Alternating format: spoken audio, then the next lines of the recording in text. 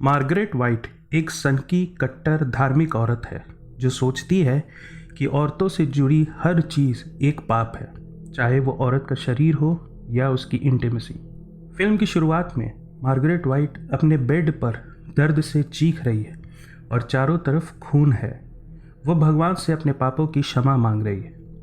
Margaret दुनिया से इतनी बेखबर है कि उसे ऐसा लग रहा है कि वो कैंसर से मरने वाली है, जबकि असल में वो एक बच्चे को जन्म दे रही होती है।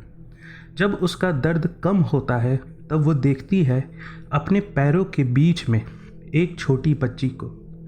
मार्गरेट को लगता है कि ये बच्ची उसके पापों का नतीजा है। वो बच्ची को मारने की कोशिश करती है पर मार नहीं पाती। वो बच्ची का नाम पड़ता है कैरी। मार्गरेट कैरी पर अपने दकियानूसी धार्मिक विश्वास थोपते जाती है। वो कैरी को किसी भी तरह की आज़ादी नहीं देती। कैरी के लिए दोस्त बनाना भी मना है। 16 साल की उम्र तक कैरी स्कूल ही नहीं जा पाती, मगर एक सोशल एक्टिविस्ट के फोर्स करने पर मार्गरेट कैरी को स्कूल जाने दे देती है। कैरी को स्कूल में बच्चे बहुत मजाक बनाते हैं। कैरी किसी से बात नहीं करती। अगर कैरी किसी को किस करते भी देख लेती तो वो शॉक हो जाती। एक दिन वॉलीबॉल खेलते समय कैरी गलती से सू के सर पर बॉल मार देती है। सू की फ्रेंड क्रिस कैरी का खूब मजाक बनाती है। बाकी लड़कियां भी कैरी का मजाक उड़ाने लगती है। कुछ देर बाद सभी लड़कियां शावर लेने जाती हैं। तभी कैरी को पहली बार ब्लीडिंग होता है। कैरी अपना खून देखकर डर जाती है। उसे लगता है कि वो मर जाएगी। कैरी को पीरियड्स के बारे में कुछ भी नहीं मालूम था। वो पागलों की तरह बाकी लड़कियों से मदद मांगती है, मगर सभी लड़कियां कैरी का मजाक ही बनाती हैं। क्रिस कैरी का वीडियो भी बना लेती है और उस पर टैम्पून फेंकने लगती है। सू को कैरी की हालत देखकर तरस आता है, मगर वो कुछ भी नहीं कर पाती। फिर जिम टीचर मिस डेसजार्डिन आती है। कैरी को पैनिक अटैक आया हुआ है। वो चीख रही है और रो भी रही है। मिस डेसजार्डिन कैरी को शांत करने के लिए उसे थप्पड़ मारती है। कैरी गुस्से में एक बल्ब को देखती है और वो बल्ब फूट जाता है। जब इस घटना का पता प्रिंसिपल को चलता है तब प्रिंसिपल मिस डेसजार्डिन को बाकी लड़कियों को सज़ा देने को बोलती है। प्रिंसिपल कैरी को शांत होने को कहती है और कैरी की माँ मार्गरेट वाइट को बुला लेती है। कैरी जैसे ही अपनी माँ का जिक्र सुनती है तो वो और गुस्से में आ जाती है। तभी अचानक रूम में रखा वाटर कूलर तहस नहस हो जाता है। थोड़ी देर में मार्गरेट कैरी को लेने आती है। मार्गरेट क्रिस और उसके बॉयफ्रेंड को इंटीमेट होते हुए देखती है और विचलित हो जाती है।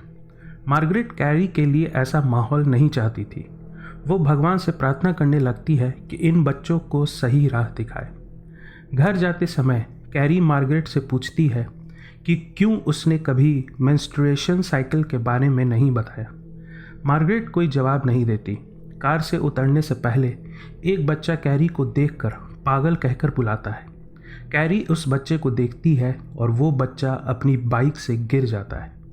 पिछले कुछ महीनों से कैरी के साथ ऐसी अजीब चीज़ हो रही है जिसे कैरी समझ नहीं पा रही। असल में कैरी ने साइकोकाइनेसिस पावर डेवलप कर लिया है।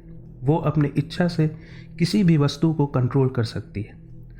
घर पहुंचते ही मार्गरेट दीवार पर अपना सर पटकने लगती है और भगवान से क्षमा मांगने लगती है कैरी के लिए। मार्गरेट फेक बाइबल के वर्स बनाकर पढ़ने लगती है ताकि कैरी यकीन कर ले कि लड़कियों का ब्लीडिंग करना पाप की निशानी है। कैरी को मालूम है कि उसकी माँ झूठ बोल रही है। कैरी अपनी माँ को कहती भी है कि लड़कियों के लिए ये नॉर्मल बात है। कैरी की बात सुनकर मार्गरेट गुस्सा हो जाती है और वो कैरी को मारने लगती है।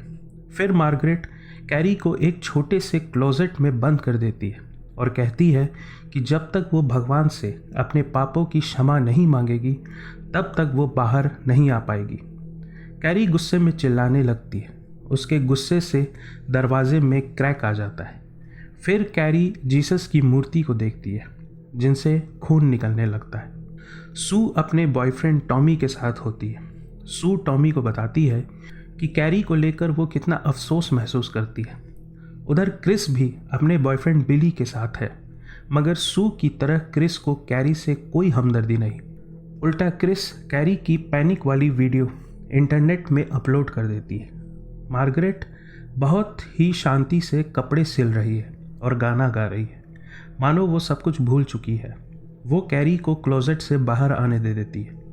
मिस डेसजार्डिन सभी लड़कियों को इकट्ठा करती है और सभी को सज़ा देती है। सभी लड़कियों को सज़ा मानना होगा, वरना उन्हें प्रॉम में जाने की इजाज़त नहीं मिलेगी।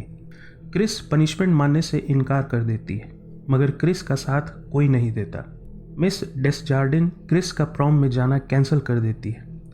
इसी दरमियान क्रिस ने जो कैरी का वीडियो अपलोड किया था वो स्कूल के सभी बच्चे देख लेते हैं। सभी लोग कैरी का मजाक उड़ाने लगते हैं। वो कैरी के लॉकर में अभद्र बातें पेंट कर देते हैं।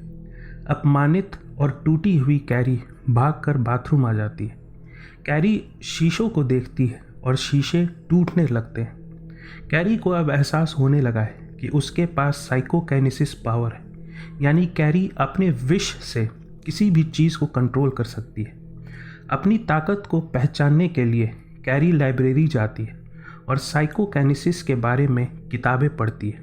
कैरी इस नतीजे पर पहुंचती है कि पीरियड्स की तरह साइकोकाइनेसिस भी कुछ लोगों के लिए नॉर्मल बात है। क्लासरूम में कैरी को एक कविता पढ़ने के लिए बुलाया जाता है। जब कैरी पोयम पढ़ लेती है तब सू का बॉयफ्रेंड टॉमी फुसफुसा कर कैरी पर फप्तियाँ कसता है। जब टॉमी से ज़ोर से कहने को बोला जाता है तब टॉमी कहता है कि उसे कैरी का पोयम बहुत अच्छा लगा। कैरी शॉक हो जाती है, पहली बार किसी ने उसकी तारीफ़ की है। क्रिस अपने लॉयर बाप को स्कूल बुलाती है और मिस डेसजार्डिन पर आरोप लगाती है कि उन्होंने क्रिस को वर्बली अब्यूज़ किया है। मिस डेसजार्डिन क्रिस का फ़ोन मांगती है जिसमें उसने कैरी की वीडियो अपलोड की है, मगर क्रिस अपना फ़ोन नहीं देती, यह साबित करते हुए कि दोषी क्रिस ही है। अपने घर में कैरी अपनी ताकत की आजमाइश करती है। कैरी किताबें और अपने बेड को ऊपर उठाती है। मार्गरेट कैरी के कमरे से आ रही आवाज़ सुनकर एक चाकू हाथ में लिए कमरे में दाखिल होती है, मगर वो देखती है कि कैरी सो रही है। अगले दिन सू अपने बॉयफ्रेंड टॉमी से कहती है कि वो कैरी को प्रॉम में ले जाए। सू को लगता है कि कैरी कम से कम एक रात तो खुल कर जिए, मगर टॉमी सू को प्रॉम में ले जाना चाहता है। सू टॉमी को जोर देती है। टॉमी सू की बात मान लेता है। टॉमी कैरी के पास आता है और कैरी को कहता है कि वो उसे प्रॉम ले जाएगा। कैरी को लगता है कि टॉमी उसका मजाक उड़ा रहा है। कैरी भागकर लॉकर रूम चली जाती है। थोड़ी देर बाद मिस डेसजार्डिन कैरी को देखती है और पूछती है कि क्या हुआ। कैरी टॉमी की बात बताती है। मिस डेसजार्डिन कैरी को सपोर्ट करती है और सू और टॉमी को सख्ती से कहती है कि अगर उन्होंने कैरी के साथ कुछ गलत किया तो अंजाम बहुत बुरा होगा। स्कूल के बाद टॉमी कैरी के घर आता है।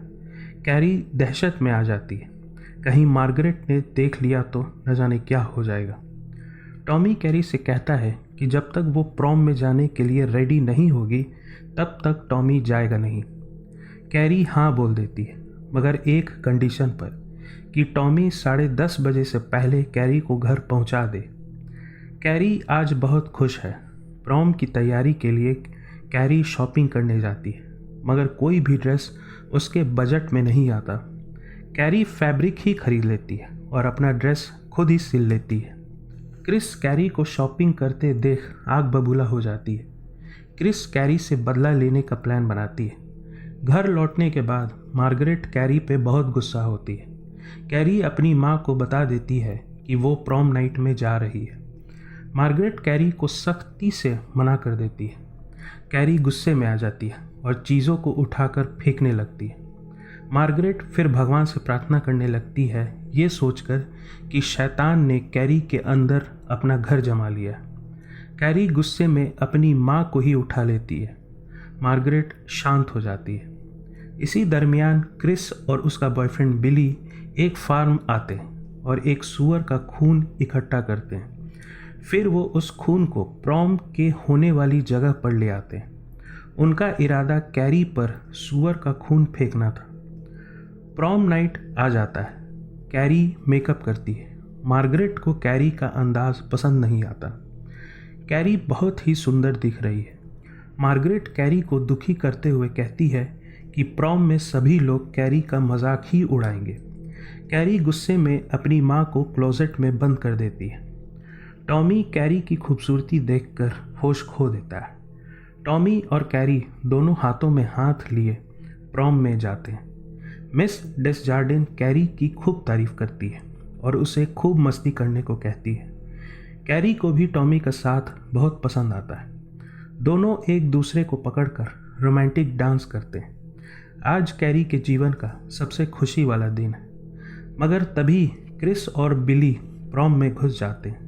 वो स्टेज के नीचे इंतज़ार करते हैं। दोनों ने प्रॉम इलेक्शन को रिग्ड कर दिया है। प्रॉम के किंग और क्वीन टॉमी और कैरी बन जाते हैं। क्रिस सू को एक टेक्स्ट मैसेज भेजती है कि आज वो कैरी को सबके सामने जलील करेगी। सू मैसेज पढ़कर दंग रह जाती है। वो तुरंत प्रॉम पहुंच जाती है क्रिस को रोकने के लिए। टॉमी और कैरी किंग एंड क्वीन बन जाते हैं। दोनों को स्टेज पर बुलाया जाता है। सारे लोग तालियां बजाते हैं। सू भी प्रॉम पहुंच जाती है और क्रिस को देख लेती है। मिस डेसजार्डिन सू को देखती है और सोचती है कि सू कुछ गड़बड़ करने के लिए आई है। मिस डेसजार्डिन सू को एक कमरे में बंद कर देती है बिना सू की कोई बात सुने। क्रिस अपना घिनौना काम कर देती है। वो सुअर का खून से भरा हुआ बकेट कैरी पर गिरा देती है। क्रिस फिर मॉनिटर पर कैरी का पीरियड वाला वीडियो चला देती है। सारे लोग कैरी पर हंसने लगते हैं। मिस डेसजार्डिन मदद के लिए आगे बढ़ती है मगर देर हो चुकी है। कैरी अपना होश खो चुकी है। कैरी मिस डेसजार्डिन को उठाकर साइड कर देती है और फिर शुरू होता है कैरी का प्रतिशोध। टॉमी के सर पर चोट लगती है और टॉमी मर जाता है। कैरी एक चीख में सारे भीड़ को तितर पितर कर देती है। क्रिस और बिली भाग निकलने में कामयाब हो जाते हैं। कैरी सारे खिड़की दरवाजे बंद कर देती है। फिर वो टेबल कुर्सी भीड़ पर फेंकने लगती है। कैरी लड़कियों को ज़मीन पर गिरा देती है ताकि वो सब कुचली जाए। कैरी पूरे के पूरे वेन्यू को आग के हवाले कर देती है। मिस डेसजार्डिन कैरी के आग से बच जाती है मगर बाकी सारे लोग कैरी के गुस्से में ख़त्म हो जाते हैं। फिर कैरी बाहर निकलती है क्रिस और बिली को ढूंढने। क्रिस और बिली अपने कार में कैरी को कुचलने की कोशिश करते हैं पर कैरी अपनी ताकत से कार रोक देती है। बिली का सर कुचला जाता है और वो मर जाता है। क्रिस फिर से कैरी को कार से कुचलने की कोशिश करती है पर कैरी कार को एक गैस स्टेशन पर फेंक देती है। कैरी क्रिस को धीरे धीरे मरते हुए देखती है। सबको खत्म करने के बाद कैरी घर लौटती है और देखती है कि उसकी माँ क्लोजेट में नहीं है। कैरी खुद को साफ करती है। मार्गरेट फिर कैरी के सामने आती है। कैरी अपनी माँ को सीने से लगा लेती है और कहती है कि उसने सच ही कहा था। प्रॉम नाइट में सारे लोग कैरी का मजाक ही उड़ाएंगे। मगर मार्गरेट को लगता है कि कैरी पापी है और मार्गरेट कैरी पर चाकू से हमला करती है। कैरी खुद को बचाती है पर मार्गरेट के सर पर खून सवार है। मार्गरेट कैरी को गिराकर चाकू भोंकने ही वाली होती है कि तभी कैरी अपनी ताकत से मार्गरेट को रोक लेती है। फिर कैरी मार्गरेट पर नुकीली चीज़ों से हमला कर मार्गरेट को जान से मार देती है। फिर कैरी अपनी माँ को सीने से लगाकर रोने लगती है। आखिर में कैरी अपनी ताकत का इस्तेमाल कर पूरे घर को नेस्त नाबूद करने लगती है। मगर तभी सू कैरी के घर पहुंच जाती है और कैरी को बचाने की कोशिश करती है। कैरी सू को भी मारने की कोशिश करती है मगर कैरी को एहसास होता है कि सू प्रेग्नेंट है। कैरी सू को नहीं मारती और सू को कहती है कि तुम्हें बेटी ही होगी। कैरी सू को बाहर कर देती है और पूरा घर ज़मींदोज़ हो जाता है। सू हॉस्पिटल में है और दर्द से चिल्ला रही है। सू एक बच्ची को जन्म देती है। सू देखती है एक खून से सना हाथ, मगर ये सू का सपना ही होता है। सू को लगा था कि उसने कैरी को जन्म दिया है और कैरी फिल्म खत्म होती है।